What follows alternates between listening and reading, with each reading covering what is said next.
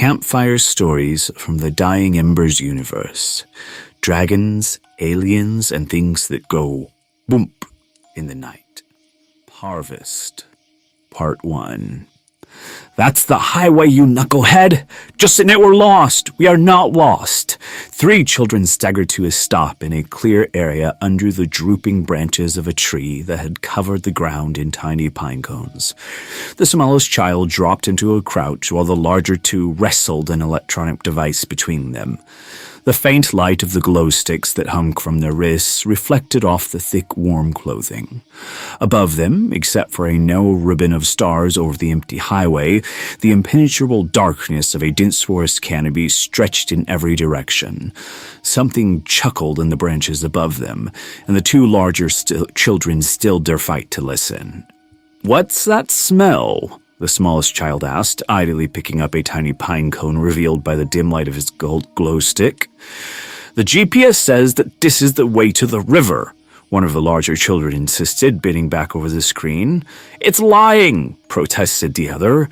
"There's the highway, right there. I see the highway. Quit pointing out the highway." The smallest child rose and walked towards the barrier of branches that separated the forest from the warm stretch of asphalt. "Don't block in the highway!" one of the larger children yelled as the smallest one parted the branches. "Won't," the child said. "I just wanted to see what smells. It's a body."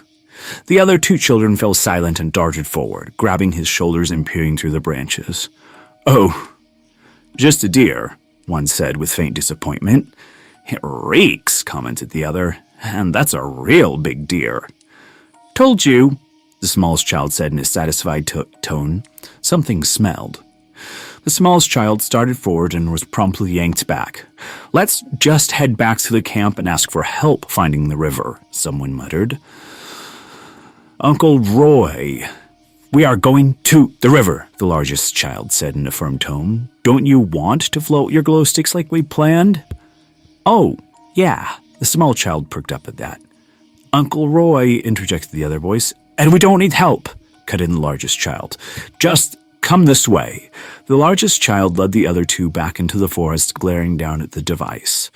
"We just gotta read the map backwards." The screen scattered into a rainbow flecks and went dark, and the smaller child giggled. "We know the river is one way and the highway is the other," the larger child went on, shoving the useless device into a pocket and holding out a glow stick as they walked forward. "We just have to head back the way we came and—" The children stilled as one and glanced back through the branches at the highway. The faint sound of a distant engine had increased to a rumble that couldn't be ignored, and a pair of headlights swept around the corner, wreathed in smaller yellow lights just visible through the dense barrier of branches. There was a sharp hiss as the giant truck slowed and rolled to a stop. "Hide your glow sticks!" the smallest child whispered, tucking his into the sleeve of his coat and dropping to the soft forest floor.